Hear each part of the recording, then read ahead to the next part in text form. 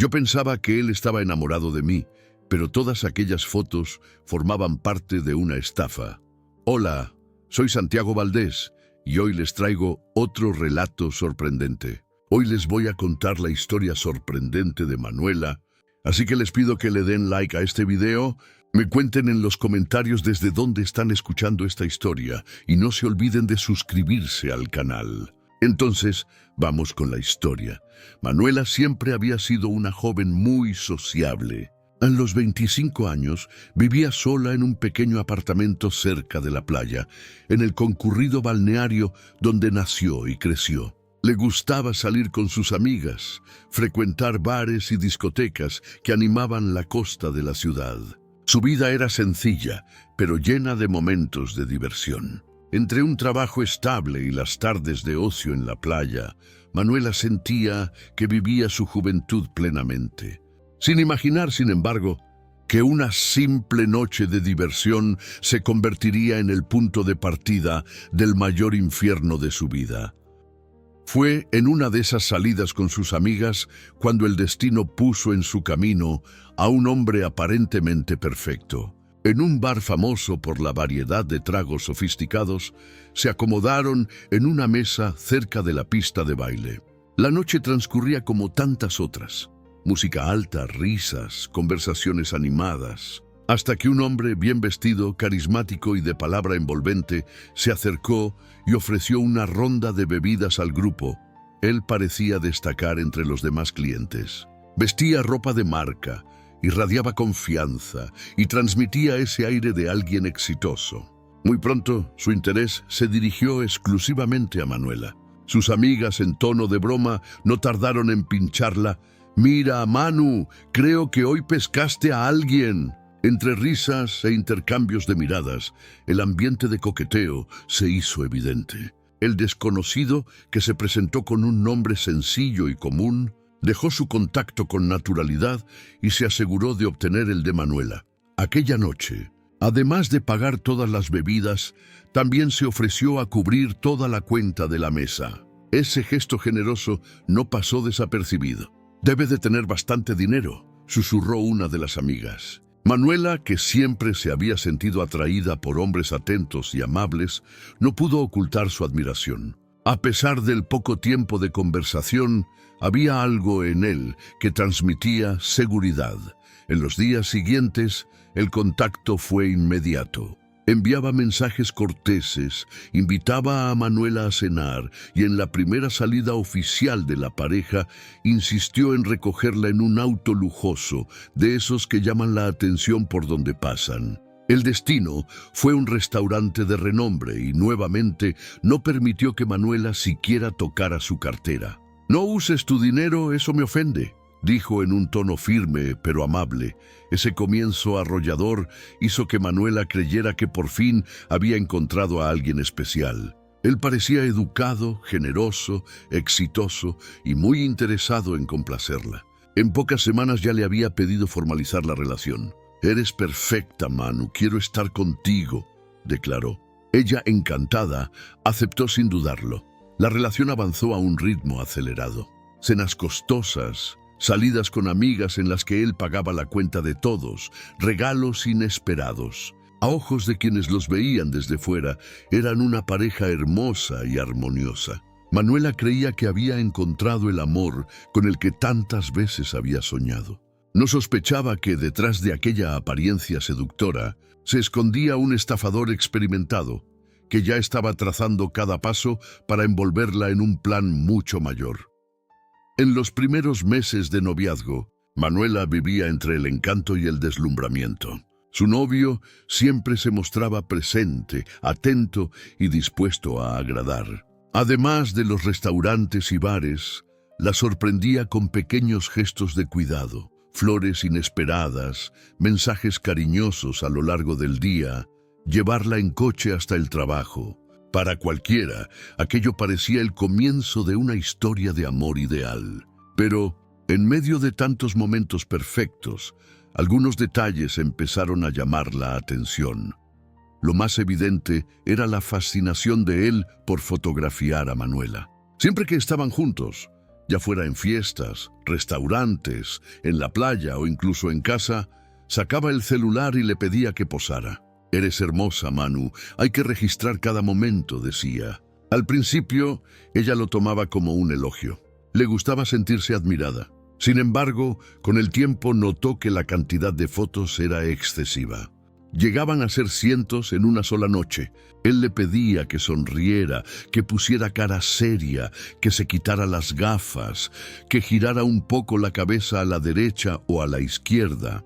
Todo parecía demasiado dirigido, como si hubiera un objetivo específico detrás de aquellas imágenes. Una vez, en una fiesta con amigas, una de ellas llegó a comentar con tono desconfiado: «Manu, ¿no te parece raro? Se pasó toda la noche fotografiándote. Eso no es normal, parece hasta un trabajo». Manuela rió y trató de restarle importancia. Solo le gustó, es su forma de demostrarlo. Pero en el fondo algo le incomodaba. Aún así, prefirió ignorar su intuición. Al fin y al cabo, hasta ese momento, su novio no le había dado un motivo real para desconfiar. Otro detalle peculiar era el uso de 2 teléfonos móviles. Siempre los llevaba consigo. Uno, decía, era de uso personal. El otro, explicaba, estaba destinado a los clientes de la bolsa de valores. Según su versión, trabajaba como corredor de inversiones y necesitaba mantener contacto constante con inversionistas que confiaban en él para manejar grandes sumas de dinero. El estilo de vida lujoso que exhibía, junto con la naturalidad con la que hablaba de dinero, reforzaban esa versión. Para Manuela y sus amigas tenía sentido. Sin embargo, poco a poco surgieron inconsistencias. A pesar de afirmar que frecuentaba los mismos lugares de la ciudad, Manuela nunca lo había visto antes de conocerlo. No conocía a ningún amigo, pariente o colega suyo. Cuando preguntaba por su familia, él respondía de manera vaga, siempre cambiando de tema. «Mis padres viven lejos, no soy muy cercano a ellos», decía. Sobre los amigos, alegaba ser más reservado.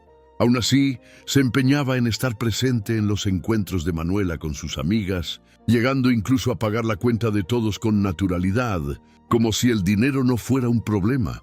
Esa generosidad exagerada, en lugar de tranquilizarla, empezó a generar comentarios. Algunas amigas comenzaron a cuestionar de dónde provenía tanto dinero. Pero Manuela, enamorada y entregada, prefería creer que había tenido la suerte de encontrar a alguien exitoso que quería compartir la vida con ella. Después de unos 4 meses de relación, él anunció que necesitaría viajar a Londres por negocios. La despedida fue emotiva. Manuela lo acompañó hasta el aeropuerto, lo vio cruzar el área de embarque y durante los primeros días recibió fotos y videollamadas de él en lugares turísticos de la ciudad. Todo parecía real y coherente. Sin embargo, después de menos de una semana, el contacto cesó. Los mensajes seguían entregándose, pero no eran respondidos. Las llamadas no eran atendidas. La ausencia repentina hizo que el encanto de Manuela diera paso a la angustia. Lo que ella no sabía era que aquel sería el inicio de la revelación de una estafa cuidadosamente planeada. El novio perfecto, hasta entonces, empezaba a mostrar que no era más que una fachada.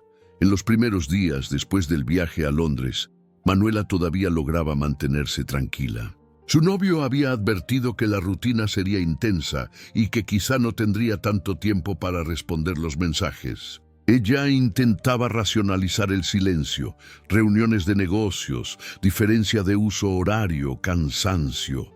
Pero con cada hora sin respuesta, la ansiedad iba en aumento, hasta que una mañana de domingo notó que los mensajes enviados seguían entregándose, pero ni siquiera eran vistos. Las llamadas, antes siempre contestadas de inmediato, ahora caían directo al buzón de voz. Al principio pensó que algo grave podía haber pasado, un accidente, un problema de salud, incluso un asalto. Las imágenes enviadas antes de desaparecer mostraban puntos turísticos famosos de Londres: el London Eye, el Tower Bridge, calles concurridas. Pero había en ellas algo que, con la mirada retrospectiva, empezaba a parecerle extraño. Eran fotos genéricas que cualquiera podría encontrar en Internet. En el calor del momento, sin embargo, Manuela se negaba a creerlo. Los días siguientes fueron de angustia. Revisaba cada conversación, cada audio, buscando alguna pista. Se preguntaba si no habría ignorado alguna señal, si había pasado por alto detalles importantes. Al compartir la situación con sus amigas, recibió reacciones divididas. Algunas creían que él simplemente había perdido el interés. Otras, más desconfiadas, afirmaban que todo olía a estafa. Impulsada por la desesperación, Manuela decidió acudir a la policía. Fue a la comisaría más cercana, llevando consigo capturas de pantalla de conversaciones, fotos enviadas por él e incluso comprobantes de transferencias bancarias que había realizado a lo largo de los meses de noviazgo. Pequeñas sumas que, según él, eran para ayudar en negocios rápidos de oportunidad. En la comisaría, la frialdad de los agentes la golpeó de lleno. Uno de los investigadores escuchó su relato, pero al notar que no había pruebas concretas de delito, solo promesas y sospechas, le dijo: «Mire, señorita, puede que él simplemente la haya dejado. Vemos muchos casos así. El novio desaparece, bloquea y listo. Es difícil configurar un delito sin más evidencias». El impacto de esa respuesta fue devastador. Manuela salió de la comisaría sintiéndose invisible. Para ella, era evidente que había sido engañada, pero la sensación era que nadie la tomaría en serio. Decidida a encontrar respuestas por su cuenta, comenzó a investigar las redes sociales de su novio. Fue entonces cuando notó que sus publicaciones eran prácticamente inexistentes. Pocas fotos, siempre en lugares caros y lujosos, pero sin interacción real con amigos o familiares. Los comentarios, cuando los había, provenían de perfiles poco activos, lo que la hizo sospechar que podían ser falsos. En esa misma época, recibió una llamada inesperada de un número desconocido. Del otro lado de la línea, una voz femenina preguntó, de manera directa: «¿Conoces a Carlos?». Manuela, sorprendida, respondió que sí, que él era su novio. Hubo un silencio pesado hasta que la mujer completó: «Él no es quien crees que es. Yo también me involucré con él. Hace lo mismo con varias mujeres». La llamada duró poco más de 2 minutos, pero fue suficiente para derribar la última barrera de negación. Manuela comprendió que no se trataba de un caso aislado. Había otras víctimas, y lo que parecía ser solo una historia de amor frustrada era, en realidad, parte de un plan mucho mayor. Invadida por una mezcla de rabia e impotencia, decidió que no se quedaría callada. Sabía que necesitaría pruebas más concretas para convencer a la policía o, al menos, exponer la verdad. A partir de ese momento, su vida se convirtió en una búsqueda incesante de rastros dejados por el hombre que había creído amar. Y cada nuevo descubrimiento sería aún más perturbador. Después de la llamada anónima, Manuela ya no pudo dormir en paz. El corazón le latía acelerado cada vez que recordaba la voz firme de aquella mujer diciendo: «Él hace esto con varias mujeres». Al principio pensó que podía tratarse de un malentendido, quizá incluso de celos. Pero, al mismo tiempo, algo dentro de ella le decía que esa era la pieza que faltaba para que todo comenzara a tener sentido. Decidida, volvió a revisar las redes sociales de Carlos, esta vez con otra mirada. Notó que algunas de las pocas fotos de viajes que él mostraba eran idénticas a imágenes de bancos de datos turísticos. Una de ellas, frente a la Torre Eiffel, estaba claramente recortada. El contorno de su cabeza no coincidía con la iluminación del fondo. Otras mostraban objetos de lujo, relojes caros, ropa de marca, pero sin un contexto real, como si fueran piezas de catálogo. Cuanto más observaba, más se convencía de que gran parte de la vida de Carlos era una puesta en escena. Decidió buscar el número alternativo que él usaba, aquel que supuestamente era para los clientes de la bolsa de valores. Colocó el teléfono en grupos de búsqueda en Internet y, para su sorpresa, encontró testimonios en foros y páginas dedicadas a denuncias de estafas. Allí estaban los relatos de mujeres de diferentes ciudades que describían historias terriblemente parecidas a la suya. Hombres encantadores, generosos, siempre con discursos convincentes sobre inversiones y viajes, pero que, tras ganarse la confianza, desaparecían llevándose dinero, regalos o información personal. Manuela se sintió parte de un rompecabezas mayor. Pasó horas leyendo relatos, comparando detalles. Algunos eran casi idénticos al suyo: el exceso de fotos tomadas, los viajes repentinos, las desapariciones abruptas e incluso la estrategia de usar 2 teléfonos. Con la ayuda de una de las mujeres que había encontrado en un foro, logró acceder a un grupo cerrado donde otras víctimas compartían sus experiencias. Al entrar, se encontró con decenas de mensajes, cada uno narrando el mismo patrón de comportamiento. Había relatos de pérdidas financieras, mucho mayores que las suyas. Algunas mujeres habían entregado sumas importantes, creyendo que estaban invirtiendo en negocios seguros. Otras se habían involucrado emocionalmente de tal manera que, además del daño económico, estaban en terapia tratando de superar los traumas. El golpe más duro llegó cuando una de las participantes del grupo envió una foto. El rostro del mismo hombre al que Manuela había llamado su novio, posando en un restaurante caro. El detalle perturbador era que, en la leyenda, otra mujer había escrito: «Al amor de mi vida fue como recibir un puñetazo en el estómago». La confirmación visual de lo que ya sospechaba hizo que su mundo se derrumbara de una vez. Ya no se trataba solo de una sospecha. Había pruebas de que aquel hombre mantenía relaciones paralelas, repitiendo las mismas técnicas de manipulación. A partir de entonces, Manuela comenzó a sentir 2 emociones contradictorias. Por un lado, el dolor profundo de la decepción, el duelo por un amor que en realidad nunca existió.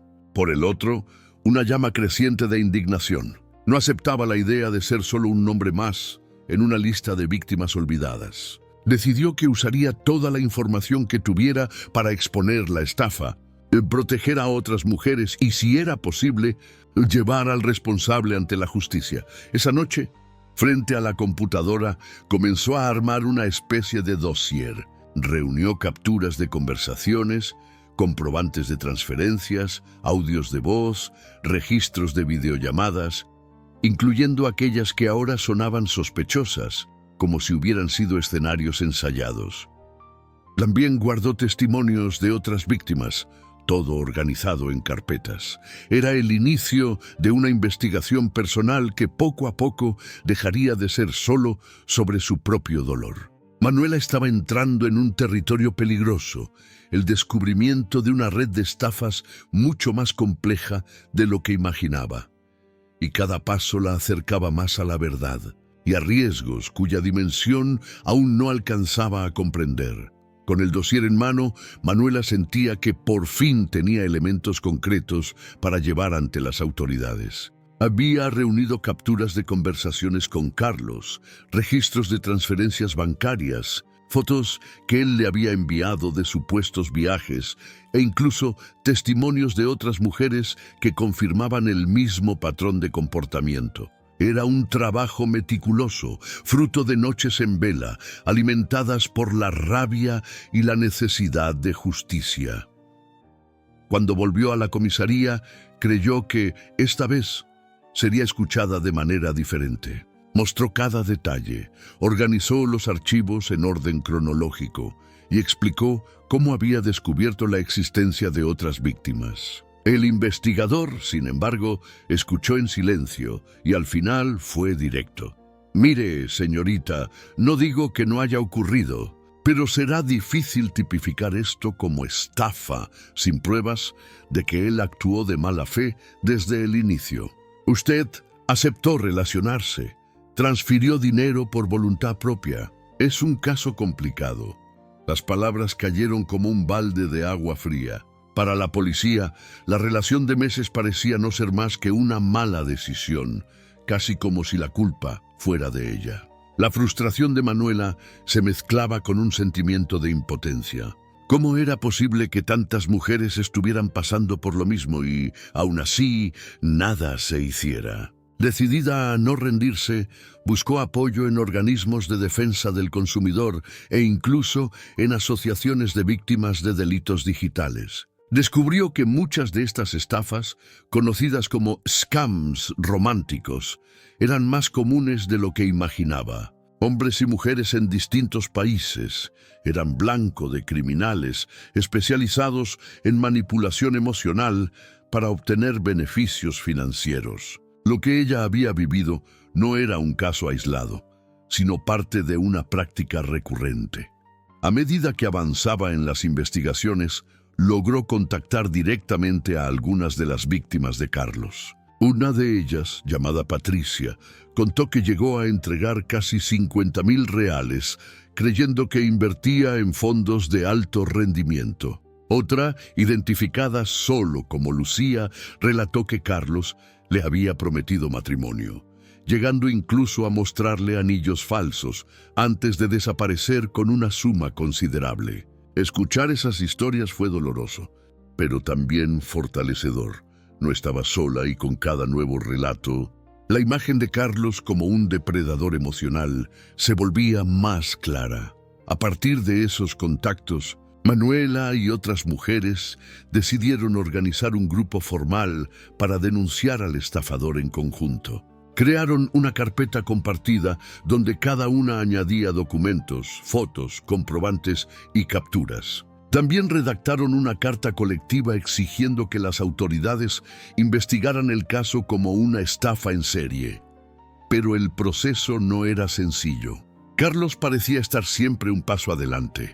Cambiaba de números de teléfono con frecuencia, utilizaba perfiles falsos en redes sociales y, según una de las víctimas, ya se había presentado con al menos 3 identidades distintas. Era como intentar atrapar humo con las manos. En paralelo a la lucha por justicia, Manuela enfrentaba el impacto personal de la experiencia. Amigos cercanos cuestionaban cómo ella, una mujer inteligente e independiente, había caído en una estafa tan elaborada. Los juicios dolían casi tanto como la traición. Pero en el fondo sabía que no se trataba de ingenuidad. Carlos era un manipulador experto, que sabía exactamente cómo explotar vulnerabilidades emocionales. Al compartir su historia en foros y grupos de apoyo, empezó a notar la importancia de romper el silencio. Muchas víctimas sentían vergüenza y preferían callar, pero al escuchar el coraje de otras mujeres, encontraban fuerzas para denunciar. Poco a poco, Manuela dejó de verse solo como una víctima y empezó a reconocerse también como alguien capaz de alertar a otras personas. Aún así, la sensación de injusticia persistía. Carlos seguía en libertad, probablemente repitiendo el mismo ciclo con nuevas mujeres, mientras ellas debían lidiar con cicatrices emocionales y financieras. El enfrentamiento con la verdad había revelado no solo la estafa, sino también la fragilidad de las instituciones frente a este tipo de delito.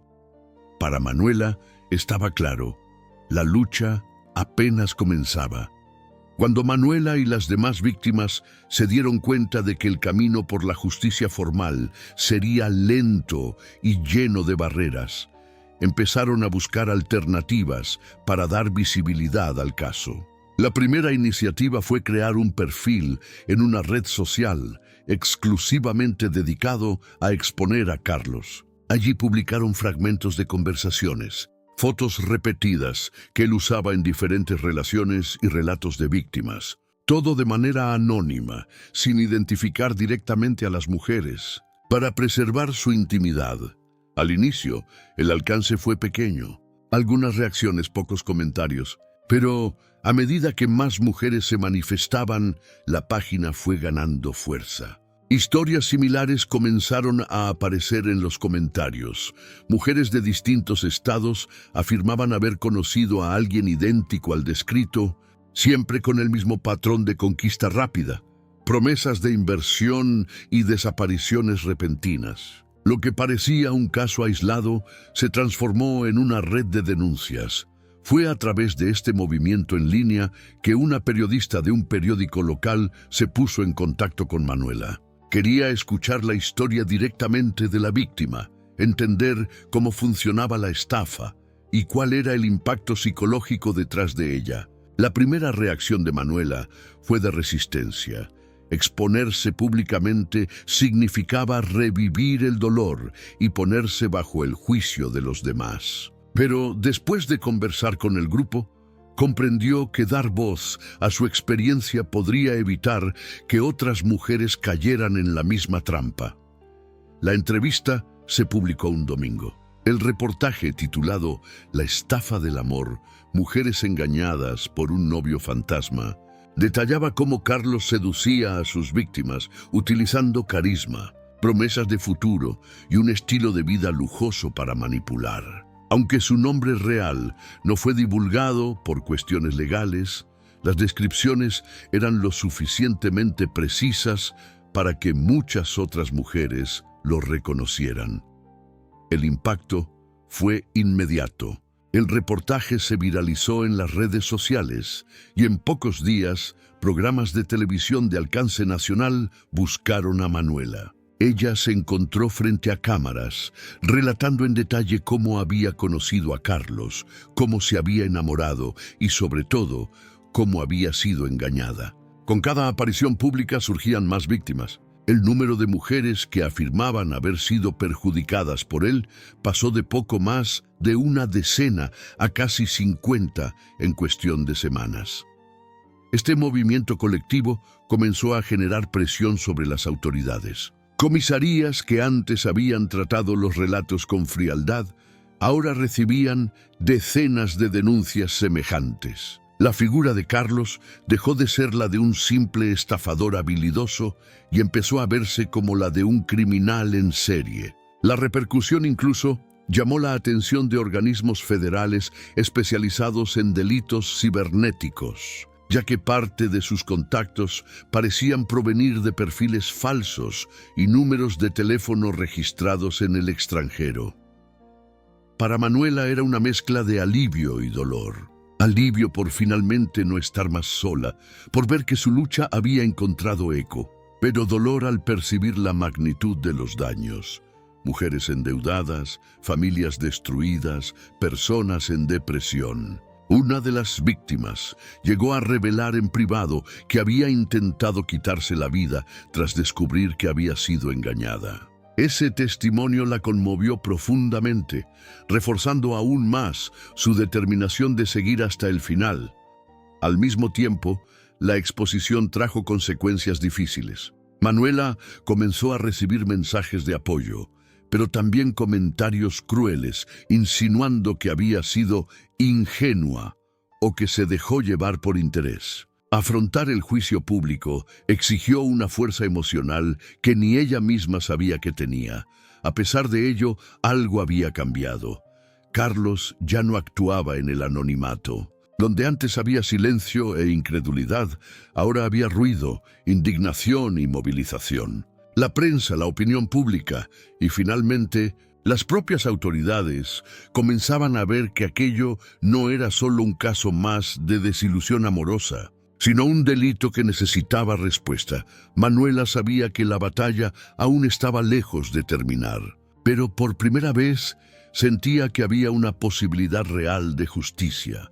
Con la creciente repercusión del caso y la presión de la opinión pública, las autoridades ya no pudieron tratar la situación como un simple drama amoroso. La Delegación de Delitos Cibernéticos asumió la investigación, reuniendo todas las denuncias registradas contra Carlos. El material era vasto. Conversaciones de WhatsApp, perfiles falsos en redes sociales, transferencias bancarias, registros de hospedajes en hoteles pagados por diferentes víctimas en períodos cercanos. Poco a poco, el rompecabezas se iba armando frente a los investigadores. El primer gran hallazgo fue que Carlos no actuaba solo. El análisis de los movimientos financieros mostró que parte del dinero obtenido a través de las víctimas era transferido rápidamente a cuentas de terceros, distribuidas en distintos estados. Había indicios de que formaba parte de una red organizada, con cómplices encargados de lavar el dinero y dificultar el rastreo. Eso explicaba por qué podía sostener durante tanto tiempo un estilo de vida lujoso, sin dejar rastros consistentes a su nombre. Mientras la policía avanzaba, Manuela y otras víctimas eran convocadas constantemente para prestar nuevos testimonios. Revivir los detalles no era fácil, pero ella entendía que cada información podía ser crucial. Un día fue sorprendida cuando un investigador le mostró una foto de Carlos en un aeropuerto, registrada por las cámaras de seguridad. La imagen correspondía exactamente al periodo en que él decía estar en Londres, pero el lugar era otro, Brasilia. Es decir, el supuesto viaje internacional no había sido más que una farsa. Ese descubrimiento cayó como un golpe al estómago, pero también trajo un extraño alivio. Finalmente existía una prueba concreta de que Carlos mentía desde el inicio, fabricando viajes para sostener la estafa. Con base en esta información, la policía comenzó a monitorear tarjetas de crédito y movimientos bancarios vinculados a los cómplices. Así descubrieron un patrón. Carlos solía frecuentar hoteles de lujo, pero nunca a su nombre. Reservaba las habitaciones a través de terceros, muchas veces mujeres recién conquistadas, que creían estar simplemente ayudando a su novio. Esta estrategia dificultaba el rastreo, pero con el aumento de las denuncias, los investigadores lograron identificar coincidencias que unían los puntos. Mientras tanto, la presión mediática crecía. Reportajes en cadenas nacionales mostraban imágenes de Carlos, todavía sin identidad oficial revelada, pero ya reconocibles para quienes hubieran tenido contacto con él. Con cada nueva emisión surgían más víctimas, ampliando el alcance del fraude. El número estimado de mujeres engañadas superaba el centenar en distintos estados, consolidando el caso como una de las mayores estafas románticas registradas en el país. Para Manuela, seguir el avance de la investigación era una mezcla de esperanza y temor. Existía el miedo de que, incluso con tantas pruebas, Carlos lograra escapar. El historial de criminales de este tipo mostraba que muchos terminaban en libertad por fallas en el proceso o por la falta de tipificación clara de los delitos. Pero esta vez parecía diferente.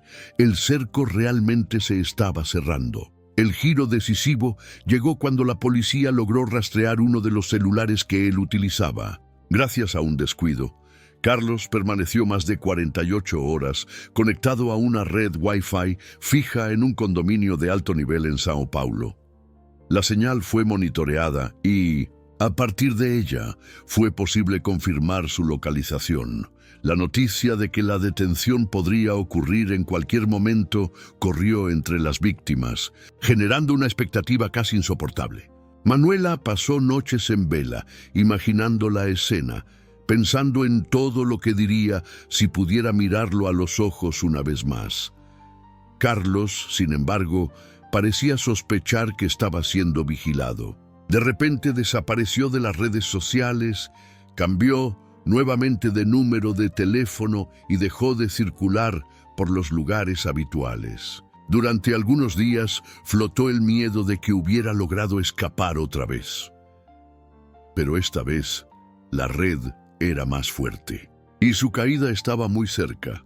La detención de Carlos ocurrió en una mañana de martes. Tras semanas de monitoreo, los investigadores confirmaron que se había instalado en un flat de lujo en la zona sur de Sao Paulo, repitiendo el mismo patrón de comportamiento que ya había sido registrado en otras ocasiones. No imaginaba que el wifi del lugar ya estaba bajo vigilancia. A las 6 de la mañana, un equipo de la policía civil llamó a la puerta. Carlos abrió sorprendido, creyendo que era solo el servicio de habitación. Al encontrarse con los agentes armados, intentó correr hacia el balcón, pero fue inmovilizado en segundos. Dentro del apartamento, los policías encontraron decenas de documentos falsos, tarjetas de crédito clonadas y 3 celulares. Uno de ellos, de uso exclusivo para las víctimas, tenía más de 200 números de mujeres guardados, muchos con mensajes recientes de afecto y promesas de encuentros. La escena dejaba claro, mientras engañaba a una, ya preparaba el terreno para otras. La noticia de la detención se propagó rápidamente por la prensa. Los titulares mostraban fotos de él esposado, y el país se sorprendía con el alcance del esquema. Se estimaba que más de 150 mujeres habían sido perjudicadas en distintos grados, desde pequeños préstamos personales hasta deudas que superaban el $500,000. El Ministerio Público presentó una denuncia sólida, incluyendo delitos de estafa, falsedad ideológica, uso de documentos falsos y asociación criminal. Para Manuela, la detención fue recibida con lágrimas y una mezcla de sentimientos. Había una sensación de justicia, pero también el recuerdo doloroso de que su relación con Carlos no había sido más que una farsa. Al rendir su último testimonio, vio de cerca algunos de los objetos incautados, entre ellos decenas de fotos suyas archivadas en carpetas digitales con nombres fríamente catalogados. Fotos que él decía guardar por amor, pero que en realidad eran herramientas de una estafa. El proceso judicial fue largo, lleno de idas y vueltas. La defensa de Carlos alegaba que él simplemente vivía de apariencias y que muchas mujeres se beneficiaban de los lujos que él proporcionaba, intentando minimizar la gravedad de las acusaciones. Pero las pruebas hablaban por sí solas. En cada audiencia surgían nuevas víctimas dispuestas a declarar. El patrón era siempre el mismo: aproximación en bares o aplicaciones, encanto, gastos extravagantes, promesas de futuro y, finalmente, el golpe financiero. A pesar de la solidez de las pruebas, la sentencia definitiva no trajo la sensación de plena justicia. Carlos fue condenado a 8 años de prisión en régimen cerrado, pero los abogados señalaban la posibilidad de reducción de pena tras pocos años. Para muchas víctimas, incluida Manuela, el castigo parecía pequeño frente al daño emocional y financiero causado. Aún así, era un hito. Finalmente, él estaba impedido de seguir engañando a otras personas, al menos por un tiempo. Manuela, por su parte, enfrentó un largo proceso de reconstrucción. Con la ayuda de abogados, logró limpiar su nombre y cancelar las deudas fraudulentas, pero el dolor emocional dejó cicatrices profundas. En los primeros meses sufrió crisis de ansiedad, miedo de conocer nuevas personas e incluso dificultades para retomar su propia rutina. Sus amigas fueron fundamentales en ese periodo, recordándole que la culpa no era suya, sino del criminal que se aprovechaba de la vulnerabilidad ajena. Con el tiempo, Manuela encontró formas de transformar el dolor en advertencia. Aceptó participar en reportajes, concedió entrevistas y comenzó a compartir su historia en eventos sobre seguridad digital. Siempre repetía la misma frase: si me pasó a mí, puede pasarle a cualquiera. La estafa no tiene cara de víctima y el estafador no tiene cara de delincuente. La experiencia, aunque devastadora, le enseñó a confiar más en sí misma que en las apariencias. Hoy, aunque todavía desconfía de ciertas situaciones, consiguió reconstruir su vida financiera y emocional. Mira hacia atrás con tristeza, pero también con la fuerza de quien sobrevivió a una de las mayores estafas románticas jamás noticiadas en el país. En cuanto a Carlos, el futuro sigue siendo incierto. Incluso tras las rejas, la sombra de su manipulación continúa flotando sobre aquellas a quienes engañó. Para Manuela, lo que queda es la esperanza de que su historia sirva de advertencia, para que otras personas no caigan en la misma trampa. Y así se cierra un caso que mostró una vez más Cómo la confianza puede ser el arma más poderosa y también la más peligrosa en manos de quien sabe manipularla.